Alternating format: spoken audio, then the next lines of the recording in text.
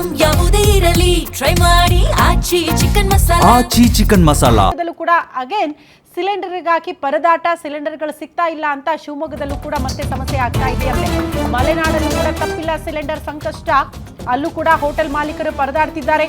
ಶಿವಮೊಗ್ಗದಲ್ಲೂ ಕೂಡ ಹೋಟೆಲ್ಗಳು ಬಂದ್ ಆಗೋ ಸಾಧ್ಯತೆ ಅನ್ನೋದರ ಡೀಟೇಲ್ ಸಿಗ್ತಾ ಇದೆ. ಸಂಜೆ ವೇಳೆಗೆ ಬಹುತೇಕ ಹೋಟೆಲ್ಗಳು ಕ್ಲೋಸ್ ಆಗುತ್ತಂತೆ. ಇವತ್ತು ಸ್ವಲ್ಪ ಮ್ಯಾನೇಜ್ ಮಾಡ್ತಿದ್ದಾರೆ. ಸ್ಟಾಕ್ ಇರುವ ಸಿಲಿಂಡರ್ನಲ್ಲಿ ಹೋಟೆಲ್ ನಡೆಸ್ತಿದ್ದಾರೆ ಮಾಲೀಕರು. ಸ್ಟಾಕ್ ಖಾಲಿ ಆದ್ರೆ ನಾಳೆಯಿಂದ ಅಥವಾ ಸಂಜೆಯಿಂದಲೇ ನಾವು ಹೋಟೆಲ್ ಬಂದ್ ಮಾಡೋ ಪರಿಸ್ಥಿತಿಯಲ್ಲಿ ಇದ್ದೀವಿ ಅಂತ. ಉಳಿದ 2-3 ಸಿಲಿಂಡರ್ ಬಳಸಿ ಅಡುಗೆ ಮಾಡ್ತಿದ್ದಾರಂತೆ ಸಿಬ್ಬಂದಿ.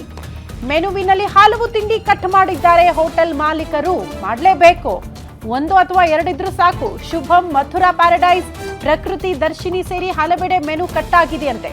ಸೊ ಮಲೆನಾಡು ಶಿವಮೊಗ್ಗದಲ್ಲಿ ನೋಡೋದಕ್ಕೆ ಸಿಗ್ತಾ ಇರುವಂತಹ ದೃಶ್ಯ, ಹೋಟೆಲ್ಗಳಲ್ಲಿ 1-2 ಸಿಲಿಂಡರ್ ಸ್ಟಾಕ್ ಇರೋದ್ರಲ್ಲಿ ಅಡುಗೆ ಮಾಡ್ತಿದ್ದಾರೆ ಇವತ್ತು. ಬಟ್ ಸಾಯಂಕಾಲದ ಹೊತ್ತಿಗೆ ಸಿಲಿಂಡರ್ ಪೂರೈಕೆ ಆಗದೆ ಇದ್ರೆ ಹೋಟೆಲ್ ಕ್ಲೋಸ್ ಮಾಡ್ತಾರೆ.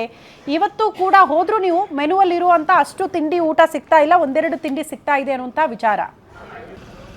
ಮಧ್ಯಪ್ರಾಚ್ಯ ಭಾಗದ ಇರಾನ್ ಮತ್ತೆ ಇಸ್ರೇಲ್ ನಡುವಿನ ಯುದ್ಧ ಈಗಾಗಲೇ 12ನೇ ದಿನಕ್ಕೆ ಕಾಲಿಟ್ಟಿದೆ. ಈ ನಡುವೆ ದೇಶದಲ್ಲಿ ಗ್ಯಾಸ್ ಕೊರತೆ ಆತಂಕ ಈಗಾಗಲೇ ಕಳೆದ 3-4 ದಿನಗಳಲ್ಲಿ ಕೂಡ ಹೆಚ್ಚಳ ಆಗಿರುವಂಥದ್ದು. ಮುಖ್ಯವಾಗಿ ನಾನೀಗ ಶಿವಮೊಗ್ಗದ ಶುಭಂ ಹೋಟೆಲ್ನಿದೆ. ನೀವು ಕೂಡ ಗಮನಿಸಬಹುದು, ಕಳೆದ 3-4 ದಿನಗಳಿಂದಲೂ ಕೂಡ ಶಿವಮೊಗ್ಗ ಜಿಲ್ಲೆಯಲ್ಲಿ ಗ್ಯಾಸ್ನ ಕೊರತೆ ಉಂಟಾಗಿರುವಂಥದ್ದು. ಅದರಲ್ಲೂ ಕೂಡ 100ರಿಂದ 120 ರು ಹೆಚ್ಚಳವನ್ನ ಮಾಡಿ ಗ್ಯಾಸನ್ನ ಪೂರೈಕೆ ಮಾಡ್ತಾ ಇದ್ರು.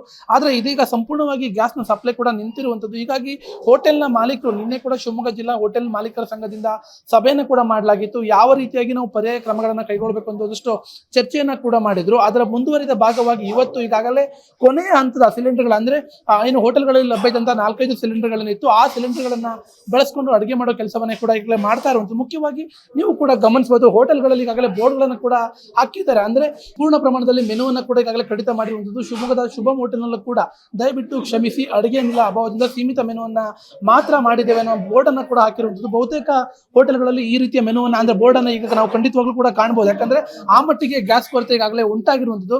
ಮುಖ್ಯವಾಗಿ ಇಲ್ಲಿ ನಮ್ಮ ಜೊತೆ ಏನು ಶುಭಂ ಹೋಟೆಲ್ನ ಇವರು ಓನರ್ ಇದ್ದಾರೆ, ಅವ್ರನ್ನ ಕೂಡ ಮಾತಾಡಿಸ್ತೇನೆ. ಸರ್, ಈಗಾಗಲೇ ಹೋಟೆಲ್ನಲ್ಲಿ ಸಾಕಷ್ಟು ಬದಲಾವಣೆಗಳಾಗಿದೆ, ಏನೆಲ್ಲ ಬದಲಾವಣೆಗಳಾಗಿದೆ ಸರ್ ಮೆನುನಲ್ಲಿ ಅಂತ? ಖಂಡಿತ, ನಿನ್ನೆ ನಾವೊಂದು ಹೋಟೆಲ್ ನಮ್ಮ ಸಂಘದಿಂದ ಒಂದು ಮೀಟಿಂಗ್ ಮಾಡಿದ್ವಿ.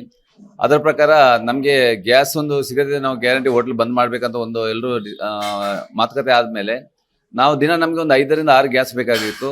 ಅದನ್ನು ನಾವು ನಿನ್ನೆ ಕರೆಕ್ಟಾಗಿ ನಾವು 1-1.5 ಗ್ಯಾಸಿಂದ ಮೇಂಟೈನ್ ಮಾಡಿದ್ವಿ. ಯಾವ ಥರ ಅಂದರೆ ಊಟದ ಐಟಮ್ ಎಲ್ಲ ನಿಲ್ಲಿಸಿಬಿಟ್ಟಿದ್ದೀವಿ. ಆಮೇಲೆ ನಮ್ಮ ನಾರ್ತ್ ಇಂಡಿಯನ್ ಸೆಕ್ಷನಲ್ಲಿ 60% ಐಟಮನ್ನು ನಾವು ಕಮ್ಮಿ ಮಾಡಿದ್ವಿ. ಮಂಚೂರಿ, ಸೂಪು ಅಂತ ಏನು ನಮಗೆ ತುಂಬ ಕಮ್ಮಿ ಗ್ಯಾಸ್ ಯೂಸ್ ಆಗ್ತದೆ ಅಂಥ ಐಟಮನ್ನು ಮಾತ್ರ ನಾವು ಮಾಡ್ತಾ ಇದ್ದೀವಿ. ಸೌತ್ ಇಂಡಿಯನ್ನಲ್ಲಿ ಇವತ್ತೊಂದು ದಿನ ದೋಸೆ ರನ್ನಿಂಗ್ ಮಾಡ್ಬೇಕಂತ 4 ಗಂಟೆ ರನ್ನಿಂಗ್ ಮಾಡ್ಬೇಕಂತ ಇದ್ದೀವಿ. 4 ಗಂಟೆಯಿಂದ ದೋಸೆ ಐಟಮನ್ನು ನಾವು ನಿಲ್ಲಿಸ್ತಾ ಇದ್ದೀವಿ. ಅಂದ್ರೆ ಮುಖ್ಯವಾಗಿ ಇವತ್ತು ಎಷ್ಟೊತ್ತು ಗ್ಯಾಸ್ ಖಾಲಿ ಆದ್ರೆ ಮತ್ತೆ ನೆಕ್ಸ್ಟ್ ವ್ಯವಸ್ಥೆಗಳೇನು ಮಾಡ್ಕೋತೀರಾ ಅಂತ? ಆಲ್ಟರ್ನೇಟಿವ್ ಬೇರೆ ಏನು ಇದಕ್ಕೆ ಮಾಡೋಕ್ಕಾಗಲ್ಲ. ಯಾಕಂದ್ರೆ ಮೊದಲಾದ್ರೂ ಒಟ್ಟಿನ ಒಲೆ ಮತ್ತೆ ಸೌದೆ ಒಲೆ ಎಲ್ಲ ಮಾಡ್ತಾ ಇದ್ದೀವಿ. ಇವಾಗ ಹೆಚ್ಚಿನ 99% ನಾವು ಗ್ಯಾಸ್ಗೆ ಹೋಗಿದ್ದೀವಿ. ಆದ್ರೆ ಗ್ಯಾಸ್ ಇಲ್ಲದೆ ಏನು ಕೆಲಸ ಮಾಡೋಕ್ಕೂ ಆಗ್ತಾ ಇಲ್ಲ. ಮುಖ್ಯವಾಗಿ ಇದು ಹೋಟೆಲ್ನ ಮಾಲೀಕರುಗಳ ಮಾತು. ಅಂದ್ರೆ ಒಂದ್ ಕಡೆ ನಾವು ಬೋರ್ಡ್ ಅನ್ನ ಈಗಾಗಲೇ ಹಾಕಿದ್ವಿ, ಅಂದ್ರೆ ಮೆನು ಕಟ್ಟಿದ ಬಗ್ಗೆ ಬೋರ್ಡ್ ಅನ್ನು ಕೂಡ ಹಾಕಿದ್ದೇವೆ. ಜೊತೆಗೆ ನಾರ್ತ್ ಇಂಡಿಯನ್ ಡಿಶ್ ಅದಕ್ಕೂ ಕೂಡ ಕಟ್ ಮಾಡಿದ್ದೇವೆ. ಮುಖ್ಯವಾಗಿ ಒಂದಷ್ಟು ಕೆಲವೇ ಅಡುಗೆಗಳನ್ನ ಮಾಡಿ ಗ್ರಾಹಕರಿಗೆ ಕೊಡೋ ಕೆಲಸವನ್ನ ಮಾಡ್ತಾ ಇದ್ದೇವೆ. ಇದೇ ರೀತಿ ಗ್ಯಾಸ್ ಕಡೆ ಸಪ್ಲೈ ಬಂದಿಲ್ಲ ಅಂದ್ರೆ ಖಂಡಿತವಾಗ್ಲೂ ಕೂಡ ಹೋಟೆಲ್ ಬಂದ್ ಮಾಡುವಂತ ಪರಿಸ್ಥಿತಿ ನಿರ್ಮಾಣ ಆಗುತ್ತೆ ಅನ್ನೋ ಮಾತನ್ನ ಅವರು ಕೂಡ ಹೇಳ್ತಾ ಇರುವಂತದ್ದು. ಕ್ಯಾಮರಾ ಪರ್ಸನ್ ಸಾವಂತ್ ಜೊತೆ ನವೀನ್ ಪುರದಾಳ್, ಗ್ಯಾರಂಟಿ ನ್ಯೂಸ್, ಶಿವಮೊಗ್ಗ.